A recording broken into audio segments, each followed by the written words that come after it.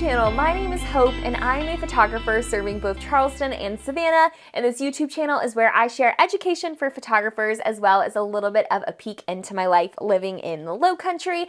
And today we're talking about one of my favorite topics, which is outsourcing. And if you've seen any of my other outsourcing videos, you know that I am a huge believer that as entrepreneurs or small business owners in general, the best thing that we can do for ourselves and our work is outsource the tasks that we don't necessarily have to do so that we can focus on the work that only we can do. So basically what I mean by that is outsourcing all of the really time-consuming admin tasks that you don't necessarily have to be the one to do. So things like the editing, which I have tons of videos on. We're not even going to talk about that today. Things like posting on Facebook, things like automating emails, blog posts, collecting vendors for wedding days. There are so many little admin tasks that are probably taking hours, dozens of hours out of your week that you could easily hire somebody to do so that you can scale the work that only you can do, like actually doing the photography and the shooting, for example. So in today's video, I'm going to actually be sharing the 5 admin tasks that I outsourced, the first 5, and in the order that I outsourced them. So essentially, I have an amazing virtual assistant. Her name is Emily, and I very slowly started outsourcing some of my admin tasks to her. The very first thing I ever outsourced in my photography business was my editing. And again, there's a bunch of other videos on my channel about that. I'll link them below. So we're not going to be talking about that. I'm talking about admin tasks. Things like customer service, emails, client communication, just back-end little things that were taking up a ton of my time. But I'm also a type 3 Enneagram and a complete control freak. So I was not excited about the idea of outsourcing some of these admin tasks. And Emily actually reached out to me. We had met at a couple of conferences. We had a lot of mutual friends, and she had clients that were friends of mine. And she said that she was starting a new service to do Pinterest for small business owners. And she reached out to me to tell me about this service, and I had no interest in learning Pinterest by myself. I wasn't even touching Pinterest at all at this point a few years ago. And I was like, you know what?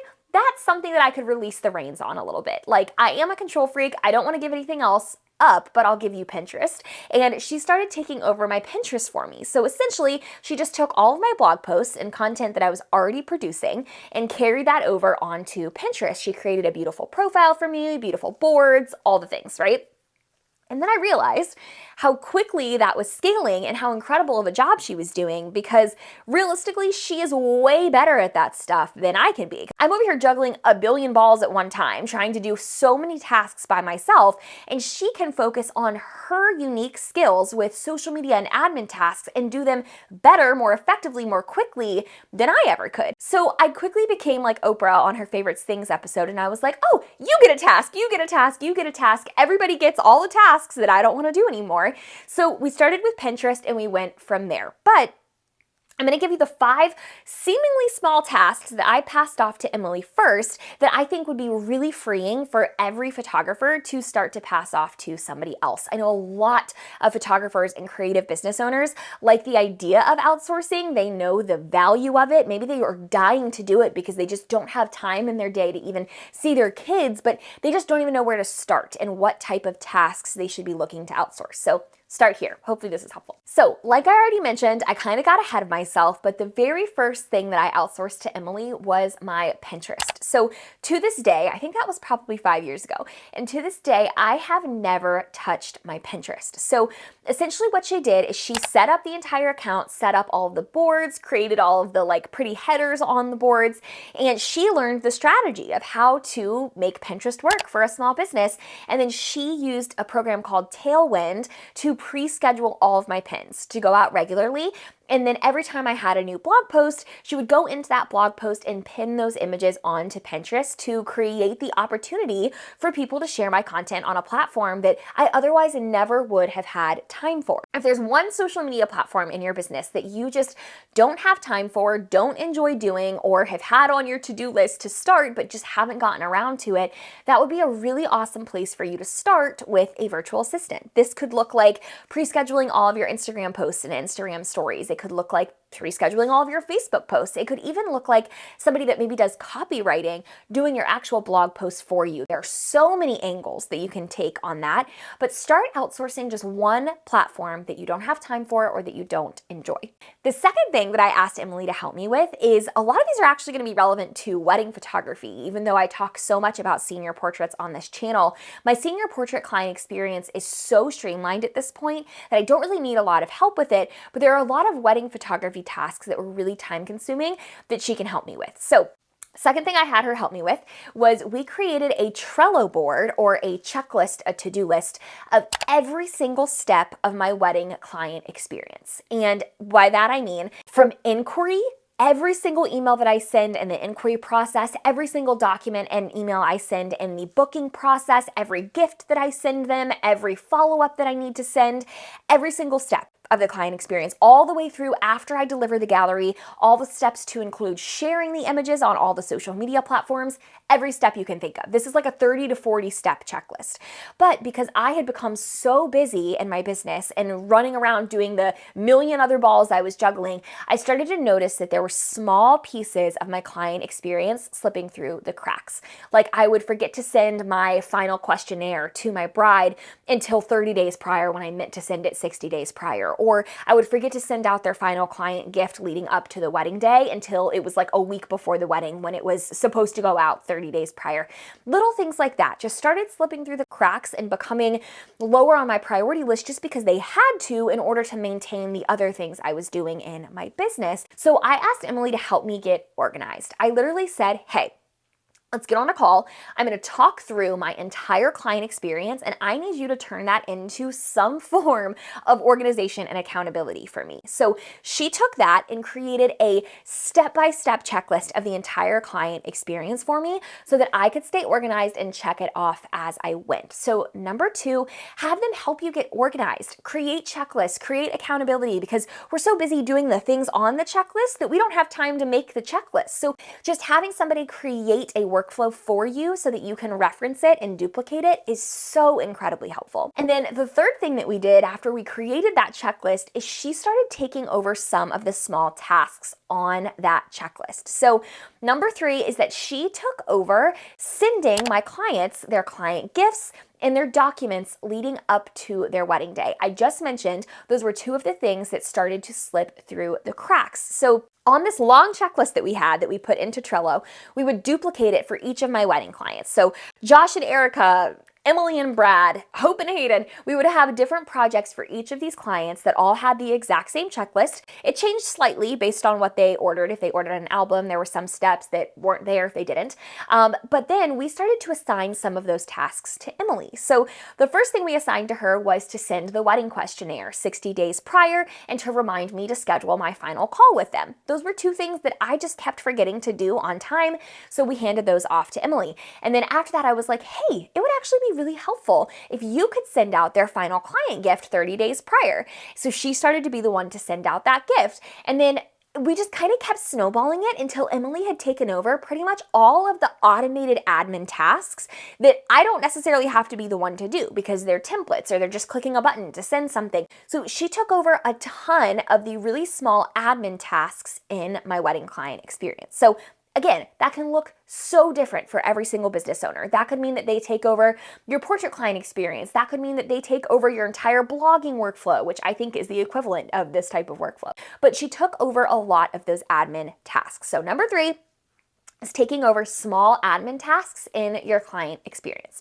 Number 4 is that this is another thing kind of relevant to my wedding client experience, but she started helping me to pre-schedule the gallery delivery emails and collect vendors prior to a wedding day. So these are kind of what I would consider over delivers. So these are going a little extra step above and beyond to grow your business. So essentially the first 3 things that we outsourced were to just maintain the existing tasks that I was already doing in my business, right? Like we're just going to make sure we're doing the bare minimum and none of these existing tasks are falling through the cracks. But numbers 4 and 5 are things that we were like, okay, now we have a little bit of extra margin. We have all 3 of these things like rinse and repeat. Like, we have these things down to a science. So now what can we do to kind of take it a step further and actually grow my business and create more room for growth in some of the things that Emily was doing? So this is one of those examples. So leading up to a wedding day, Emily would go through the client questionnaire that my client filled out and collect all of the vendor information of every single vendor that I was working with at that wedding day. And not only would she send me a list of every vendor with their website link for me to copy and paste into the final blog post later that week, but she would find everybody's Instagram handles and email them to me so that the night of the wedding, when I posted a day of sneak peek, I could copy and paste everybody's Instagram handle into that caption.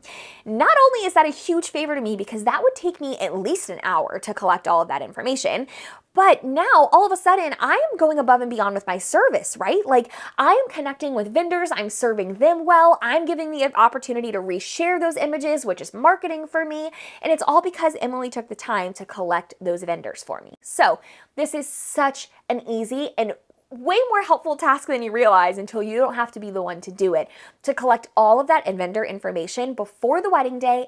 And she pre-schedules an email so that all I have to do is go drop the link into it to send to all of those vendors. So she collects their websites, their Instagrams, and their emails, goes into my email drafts, types up the email using a template, and puts everybody in there, CC'd, so that all I have to do is drop the gallery link and send it over to the vendors when the wedding day is finished.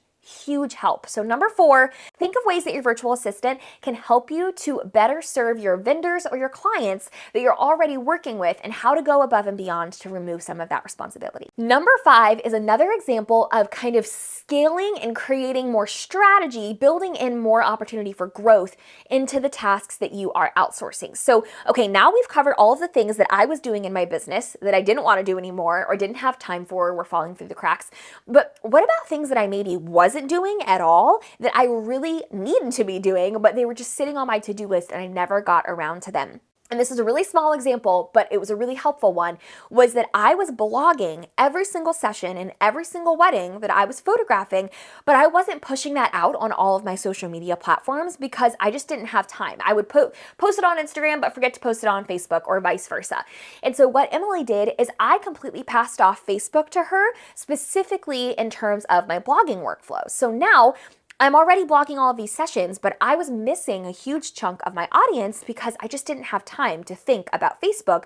So Emily took over creating beautiful albums on Facebook for every single blog post that I produced. So not only was I pushing the sneak peek that I shared on Instagram onto Facebook, that was the only thing I was doing, but now Emily was creating these beautifully curated albums with the link to the blog to share on Facebook periodically after the blog went live. So we're not posting them all at one time, so they're getting more eyes on them. They're beautifully curated, so they're a wonderful representation of my work and my brand, but I'm also reaching an audience that maybe doesn't follow me on my other platforms that otherwise would have never seen that, and I'm also creating more traction of a blog post that I was already doing. So think of areas in your workflows right now that you're like, yeah, it would be super helpful to get this piece of content that I'm already creating in front of more people, but how do we do that? What are some ways we could do that I just haven't had time for yet? And those Facebook albums were a perfect example of that. So I hope that these 5 kind of elements and pieces that I outsource in my business were helpful. I'm gonna link my friends at the Outsourced bar down below in the description. They are an incredible resource for anybody that's wanting to begin outsourcing. They essentially have a directory of everything from editors to virtual assistants to copywriters to anybody that you could think of from a subcontractor perspective, and they're an amazing resource. And if you are an OBM or a virtual assistant or an editor or any of those things, you can also sign up to have a listing on the Outsourced bar to get in front of more creative business owners. So they're amazing, linking them down below. Thank you so much for watching. I share new videos every single week and would be so grateful to have you subscribe to my channel. You can do that below. My goal is to hit 10,000 subscribers. We'll see if we can make that happen this year. Thanks so much for watching, and I'll see y'all next Monday.